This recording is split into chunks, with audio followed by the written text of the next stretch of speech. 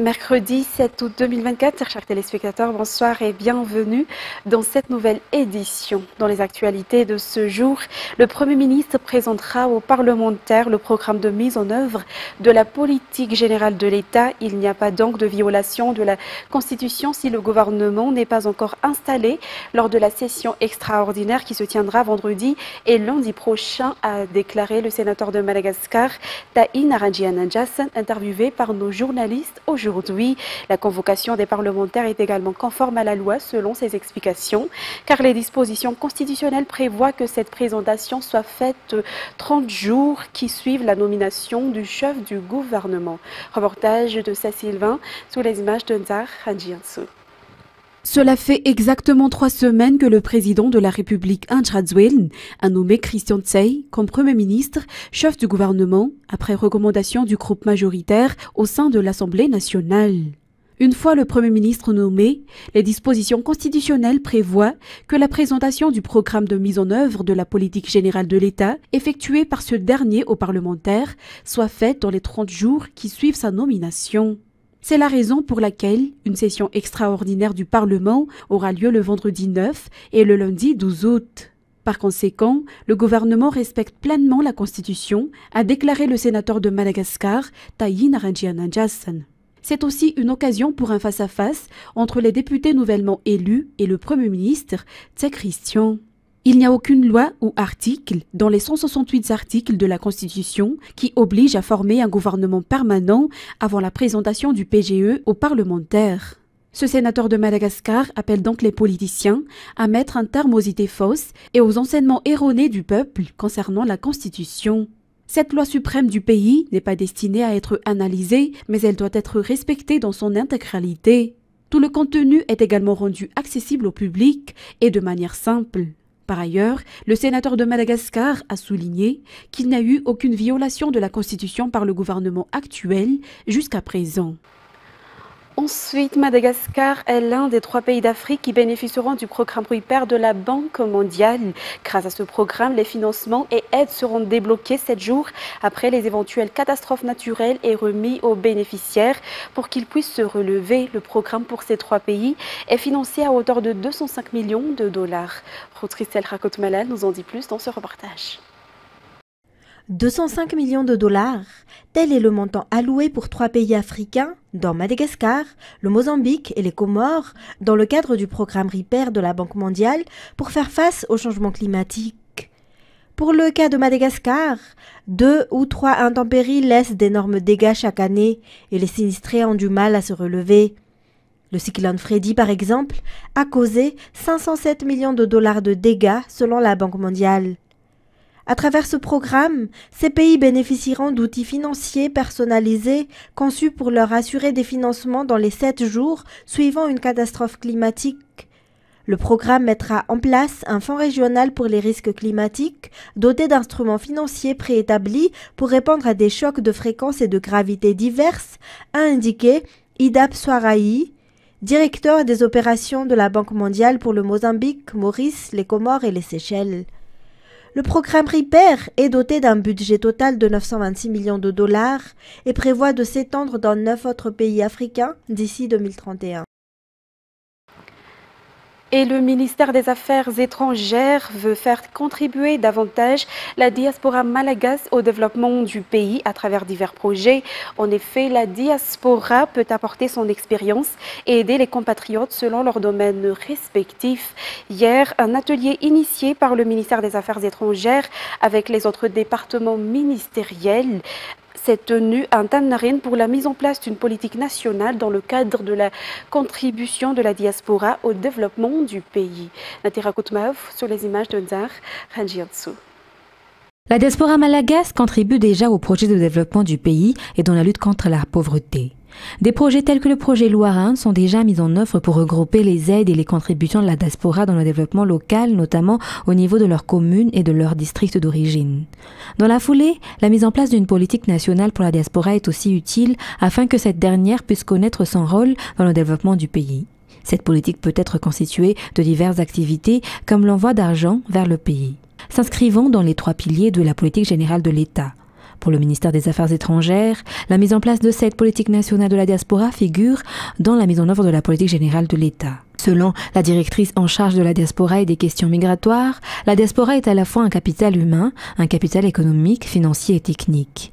Ses membres font à la fois des investissements, participent également à l'économie du pays. C'est pour cette raison qu'il est important de promouvoir leur participation dans le développement du pays, dans le but d'optimiser leur savoir-faire et leurs compétences dans des domaines respectifs. Hier, un atelier s'est tenu pour examiner la mise en place de cette politique nationale à l'égard des Malgaches expatriés à l'étranger à Antananarivo, avec la participation des différents ministères pilotés par les affaires étrangères avec le secteur privé.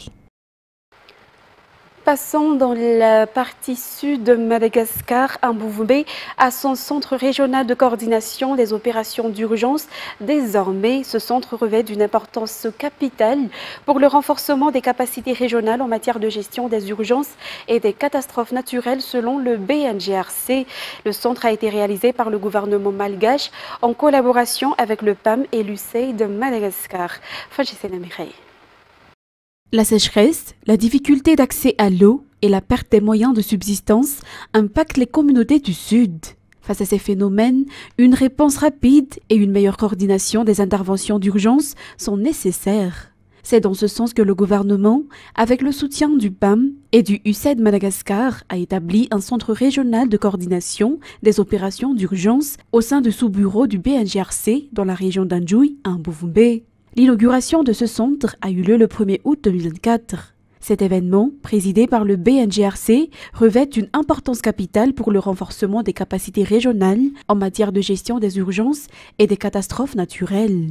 Et en cas de situation d'urgence dans la région, ce centre est désormais opérationnel et prêt à coordonner efficacement les efforts.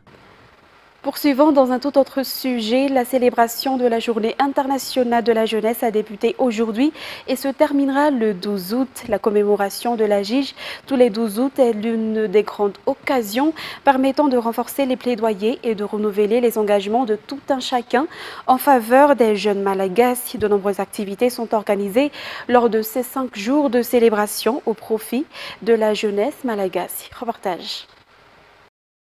Chaque année, depuis près de 2 décennies, le ministère de la Jeunesse et des Sports réitère sa volonté de promouvoir le développement de la jeunesse sur tous les plans à travers la célébration de la Journée internationale de la jeunesse. Le thème de la célébration pour cette année est « Déclic au progrès, parcours numérique des jeunes pour un développement durable ». Ainsi, la numérisation, les nouvelles technologies ainsi que l'utilisation de l'intelligence artificielle sont des paramètres non négligeables pour l'atteinte du développement durable. Les activités programmées lors de la célébration de la Journée internationale de la jeunesse du 7 au 12 août s'orientent notamment vers l'acquisition de connaissances techniques permettant d'intégrer les technologies et les processus écologiques dans le milieu professionnel, tout en mettant l'accent sur les compétences transversales qui guident les prises de décision respectueuses de l'environnement au quotidien. Lors de la célébration de cette journée internationale, la jeunesse malgache bénéficiera de divers modules de formation, notamment sur le renforcement de compétences, diverses sensibilisations à travers des stands d'exposition, mais aussi sur les réseaux sociaux et les médias, un concours de meilleures initiatives ou projets sur le thème de la célébration et bien d'autres. D'après le ministère de tutelle, cet événement permet non seulement de mettre en valeur les jeunes, mais également de contribuer au développement social et économique de Madagascar. Dans les actualités sportives, Sidonie Fiadanantsou, athlète malgache du 100 mètres haies aux Jeux Olympiques de Paris, n'est pas encore éliminée puisqu'elle aura une deuxième chance de se qualifier pour les demi-finales demain. La représentante de Madagascar a terminé 5e de sa série avec un chrono de 12 secondes 92 centièmes aujourd'hui.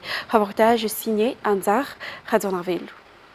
Fiadanantsou a décroché la 5e place au 100 mètres haies aux Jeux Olympiques de Paris aujourd'hui avec un chrono de 12 secondes 92 centièmes. Un résultat qui la maintient encore dans la course pour une médaille. Bien que sa 5e place ne lui permette pas encore d'accéder directement aux phases finales, elle aura une nouvelle chance de se qualifier lors des épreuves de repêchage qui se tiendront demain. En effet, la Fédération internationale d'athlétisme a établi de nouvelles règles depuis 2022 et appliquées à ces Jeux olympiques afin de permettre aux sportifs d'avoir leur chance de se qualifier. De l'épreuve des 100 mètres et à 1500 mètres, les athlètes éliminés en série ont le droit à une seconde chance avec les repêchages. La première série de 100 mètres et avec Sidonie a été remportée par Toby Amuson, la Nigériane avec un temps de 12 secondes 49e centième. Alaisha Johnson, l'Américaine, à la deuxième place en 12 secondes 61 centièmes et Jannick Brown, la Jamaïcaine, à la troisième place en 12 secondes 84 centièmes. Elles se qualifient toutes directement en demi-finale.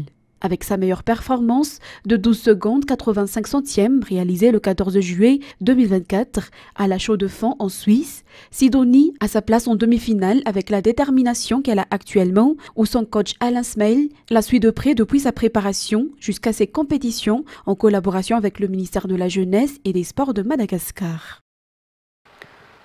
En ce qui concerne à présent les actualités internationales, le Hamas palestinien a annoncé mardi avoir nommé son actuel numéro 1 dans la bande de Gaza, Yahya Sinwar, comme chef du groupe à la suite de l'assassinat d'Ismaël Haniyeh la semaine dernière. Yahya Sinwar est, selon Israël, l'un des architectes de l'attaque du 7 octobre dernier. Il se cache depuis dans le bande de Gaza. France 24. Il est l'un des hommes les plus recherchés par Israël. Yahya Sinwar, chef du Hamas à Gaza, vient d'être nommé nouveau dirigeant du mouvement islamiste palestinien. Une nouvelle saluée à Gaza par une salve de roquettes. Depuis l'assassinat d'Ismaël Haniyeh mercredi dernier à Téhéran, il était le plus haut responsable du Hamas toujours en vie. Âgé de 61 ans, l'homme, né dans un camp de réfugiés de Khan Younes, a dirigé le service de sécurité intérieure du Hamas et passé 23 ans dans des prisons israéliennes avant d'être libéré en 2011 lors d'un échange de prisonniers. Chef du Hamas à Gaza depuis 2017, il se cache dans l'enclave et n'est pas apparu en public depuis 10 mois, car il est considéré par Israël comme l'architecte des attaques du 7 octobre qui ont entraîné la mort de 1198 personnes. Une attaque planifiée depuis des mois. En 2021, Yahya Sinwar lançait cet avertissement. Si le monde entier ne bouge pas, n'agit pas et n'arrête pas Israël, cela provoquera une guerre de religion majeure dans la région et menacera de troubles et de chaos le Moyen-Orient et le monde entier. Sa nomination comme chef du Hamas est donc perçue comme une radicalisation du groupe armé palestinien par les autorités israéliennes qui appellent à l'abattre. La nomination de l'architerroriste Yahya Sinwar à la tête du Hamas en remplacement d'Ismaël Haniyeh est une raison supplémentaire de l'éliminer rapidement et de rayer de la carte cette ignoble organisation. Un choix salué par le Hezbollah libanais, soutien du Hamas, tandis que les États-Unis ont rappelé qu'il revenait maintenant à Yahya Sinwar de décider d'un cessez-le-feu à Gaza. Selon des experts, sa nomination risque de durcir la position du Hamas dans les pourparlers indirects avec Israël et compliquer davantage la conclusion d'un accord. Destination États-Unis, Kamala Harris et son nouveau colistier tout juste nommé ont donné mardi en fin de journée leur premier meeting de campagne en tandem destiné à présenter leur duo aux Américains à seulement 3 mois de l'élection présidentielle. Reportage signé France 24. Ovationnés comme des stars du rock. C'est en Pennsylvanie, l'un des États les plus importants de cette campagne présidentielle, que Kamala Harris a décidé d'introduire Tim Walz. Il sera désormais son colistier et candidat au poste de vice-président. Depuis le jour où j'ai annoncé ma candidature, je me suis mise en quête d'un partenaire qui puisse m'aider à construire cet avenir meilleur. Un dirigeant qui contribuera à unir notre nation et à nous faire avancer. Un combattant pour la classe moyenne. Alors, habitant de Pennsylvanie, je suis ici aujourd'hui parce que j'ai trouvé un tel dirigeant, le gouverneur Tim Walz, du grand État du Minnesota. Cette campagne n'est pas qu'une campagne pour battre Donald Trump, mais une campagne pour le futur. Ce sont les mots de la désormais très officielle candidate démocrate à l'élection présidentielle américaine, Kamala Harris. Pour les 90 prochains jours, l'actuel gouverneur du Minnesota va donc s'engager aux côtés de la candidate pour battre Donald Trump, mais pas seulement. Je soutiens Kamala Harris parce que je soutiens le droit à l'avortement et les droits des femmes. Je soutiens Kamala Harris parce que je soutiens les vétérans de la Seconde Guerre mondiale qui se sont battus pour que nous soyons dans l'OTAN. Et Trump veut qu'on en sorte. Elle n'est pas clivante comme les autres candidats. Vous savez, il ne parle que de division et de haine. Elle nous donne de l'espoir et elle a vraiment un plan. Harris, Waltz, maintenant que l'affiche est complète, la campagne peut réellement commencer. Une série de meetings à travers les États clés et puis la convention démocrate à Chicago, le 19 août prochain. Et l'épidémie de Mpox ou variole du singe qui se développe en Afrique inquiète l'OMS. Plus de 12 000 cas suspects ont été enregistrés en RD Congo avec 450 décès depuis le début de cette année. La souche du virus se propage dans les pays des Grands Lacs ces derniers jours. France 24. Plusieurs pays frontaliers à la RD Congo ont recensé des cas de Mpox. Au Burundi, les médias locaux rapportent au moins 25 cas de variole du singe détectés par les autorités dans une dizaine de régions, y compris dans la capitale économique Bujumbura, sans qu'aucun décès ne soit pour l'instant signalé. Le Rwanda a aussi confirmé 2 cas hospitalisés ces derniers jours, dont un premier patient déjà guéri.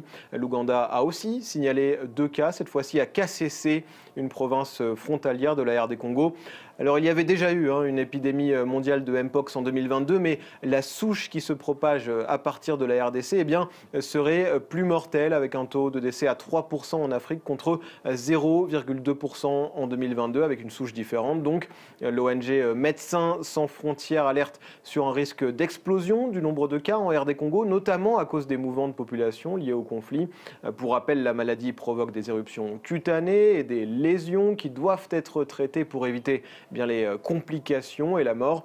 Un vaccin existe déjà, mais n'est pour l'instant pas disponible dans la plupart des pays africains touchés par le virus.